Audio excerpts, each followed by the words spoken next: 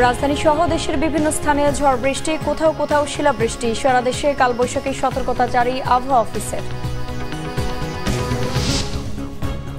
দেখছিলেন বিআরবি কেবল সংবাদ শিরোনাম, এবারে বিস্তারিত।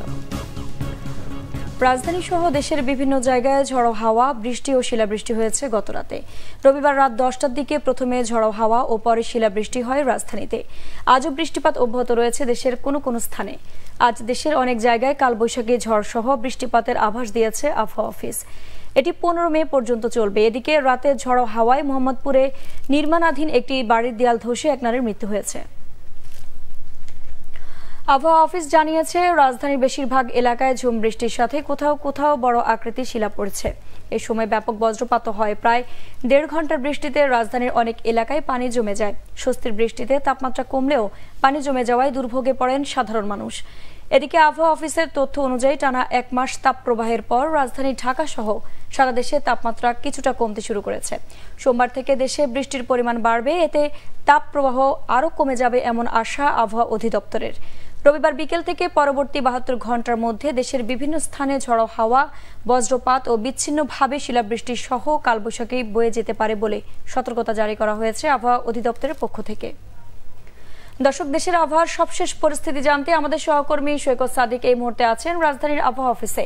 সরাসরি যুক্ত হচ্ছি তার সাথে। সৈকত, দেশে ঝড় বৃষ্টি ও তাপপ্রবাহ সম্পর্কে আপনার কাছে সর্বশেষ খবর কি আছে? আবহাওয়া অফিসে কিছুক্ষণ আগে আমরা আবহাওয়াবিদ মোহাম্মদ উমর ফারুকের সাথে কথা বললাম। তিনি বলল যে যেহেতু গতকালকেও আবহাওয়া অফিস জানিয়েছিল যে আজ সারা দেশে বৃষ্টিপাত শুরু হবে। গতকালকে কিন্তু রাজধানী ঢাকায় বেশ বৃষ্টিপাত হয়েছে। রাজধানী ঢাকা সহ সারা বাংলাদেশের ঢাকা, রাজশাহী এবং খুলনা অঞ্চল ছাড়া সব বিভাগে কিন্তু বৃষ্টিপাত হয়েছে এবং সেই ধারাবাহিকতায় আজকেও কিন্তু দেশে বিভিন্ন জায়গায় কালবৈশাখী ঝড় সহ বৃষ্টিপাতের সম্ভাবনা রয়েছে এবং এই বৃষ্টিপাত আগামী 15 মে পর্যন্ত অব্যাহত থাকবে। গত 1 মাস ধরে টানা যে অতি তীব্র তাপপ্রবাহ, যার কারণে যে তাপমাত্রা 43 ডিগ্রির উপরে পর্যন্ত উঠেছে, সেটা কিন্তু আস্তে আস্তে কমে আসবে। গতকালকে যদিও চুয়াডাঙ্গায় 40.3 ডিগ্রি সেলসিয়াস তাপমাত্রা রেকর্ড করা হয়েছিল, তবে আজকে সেটাও কিন্তু কমবে। আবহাওয়া অফিস থেকে জানানো হয়েছে যে আজকে কিন্তু সব জায়গায় কিন্তু 40 ডিগ্রির নিচেই তাপমাত্রা থাকবে এবং তাপমাত্রা কমার কারণে কিন্তু মানুষের যে অস্বস্তি, মানুষের তীব্র গরমের যে ভোগান্তি, সেটাও কমবে আর কি। আর রাজধানী ঢাকার কথা যদি বলি, কালকে ঢাকায় বৃষ্টিপাতের রেকর্ড করা হয়েছিল 36 মিলিমিটার। আর আজকে ঢাকার তাপমাত্রাও কিন্তু 36 ডিগ্রির মধ্যে থাকবে। আর সব মিলিয়ে বলা হচ্ছে এই বৃষ্টিপাতের সাথে সাথে যেহেতু বজ্রপাতও হয়, এর জন্য সবাইকে একটু সতর্ক অবস্থায় থাকতে বলা হয়েছে, যাতে বৃষ্টির সময় যাতে বাইরে না যায়। কালকে যেহেতু শিলাবৃষ্টি হয়েছে, সেটাও একটা বিপজ্জনক। সব মিলিয়ে আগামী 1 সপ্তাহ কিন্তু তাপ প্রবাহ থাকবে না, হয়তো একটু গরম থাকবে। আর এই মুহূর্তে তারা যেটা জানালো, আগামী 7-8 দিনে কিন্তু বঙ্গোপসাগরে কোনো ঘূর্ণিঝড়ের সংকেতও নেই। সব মিলিয়ে আইরিন, এই হচ্ছে রাজধানী ঢাকা সহ সারা দেশের তাপমাত্রার সর্বশেষ বা আবহাওয়ার সর্বশেষ পরিস্থিতি।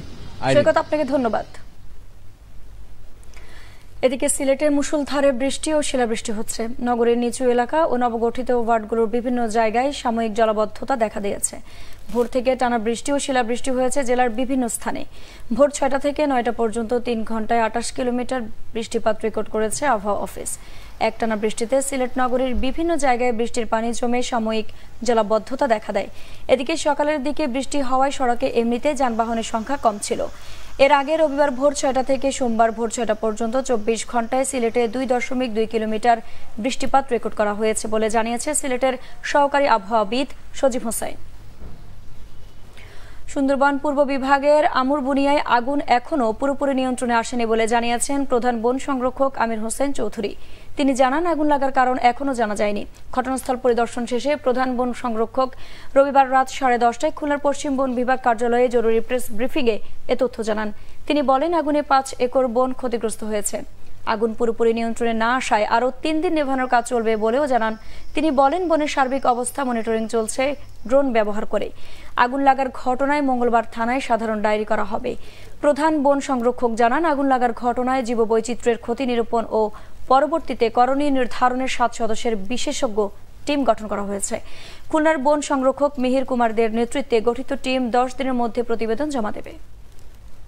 এই আগুনের ক্ষতিগ্রস্ত 5 একর জায়গার জীববৈচিত্র্য কী পরিমাণ ক্ষতিগ্রস্ত হয়েছে সেটি অ্যাসেসমেন্ট করার জন্য আমি ইতোমধ্যেই কথা বলেছি খুলনা বিশ্ববিদ্যালয়ের যারা ডিসিপ্লিন আছে, ফরেস্ট্রি ডিসিপ্লিন এবং ফিশারিজ ডিসিপ্লিন, এবং সেই সাথে সাথে ওয়াইল্ড লাইফ কনজারভেশন সোসাইটি এবং আরণ্যক ফাউন্ডেশন, এবং সেই সাথে বাংলাদেশ ফরেস্ট ডিপার্টমেন্ট থাকবে।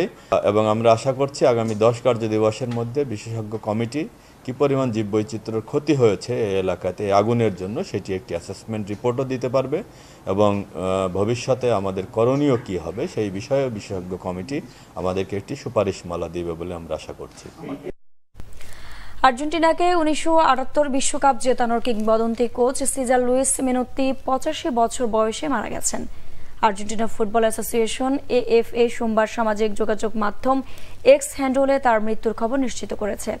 লিওনেল মেসির জন্মসহ রোজারিওতে 1938 সালে মেনোত্তির জন্ম। খেলোয়াড়ি জীবনে স্ট্রাইকার পজিশন খেলা মেনোত্তি 1963 থেকে 1968 পর্যন্ত আর্জেন্টিনা জাতীয় দলের হয়ে 11 ম্যাচ 2 গোল করেন। খেলা ছাড়ার পর 37 বছরের কোচিং ক্যারিয়ারে 11টি ক্লাব ও 2টি দেশের জাতীয় দলের কোচের ভূমিকা পালন করেছেন। 1974 থেকে 1983 সাল পর্যন্ত ছিলেন নিজের দেশ আর্জেন্টিনার কোচের দায়িত্বে। 1991 থেকে 1992 সালে সামলেছেন মেক্সিকো জাতীয় দলকে। আর্জেন্টিনাকে ঘরের মাঠে 1978 বিশ্বকাপ জিতিয়ে চিরস্মরণীয় হয়ে আছেন মেনোত্তি। ছিপছিপে গড়নের জন্য এল ফ্লাকো তকমা পাওয়া মেনোত্তি পরের বছর অনূর্ধ্ব 20 যুব বিশ্বকাপটাও প্রথমবার জিতিয়েছেন দেশকে। জাপানে 1979 সালে অনুষ্ঠিত সেই টুর্নামেন্টের সেরা খেলোয়াড় হয়েছিলেন কিংবদন্তি ডিয়েগো ম্যারাডোনা। গোল্ডেন বল জিতে সেই টুর্নামেন্ট দিয়ে নিজের আগমনী বার্তা দিয়েছিলেন আর্জেন্টিনার 1986 বিশ্বকাপ জয়ী দলের অধিনায়ক। মেনোত্তির হাত ধরে সহিংসতাপূর্ণ খেলার কুখ্যাতি থেকে সরে এসে রোমান্টিক ধাঁচের ফুটবল খেলে সমর্থকদের মন জিতেছে আর্জেন্টিনা। দর্শক, ছিল এখনকার মতো, পরের সংবাদ বেলা 2টায়। এর আগে একটা রয়েছে নিউজ টপ 10 দেখার আমন্ত্রণ রইল। এছাড়া বাংলা ভিশন সংবাদ ও সংবাদ সংশ্লিষ্ট অনুষ্ঠান দেখতে ভিজিট করুন www.bvnews24.com ও facebook.com/banglavisionnews এবং সাবস্ক্রাইব করুন youtube.com/banglavisionnews। ধন্যবাদ।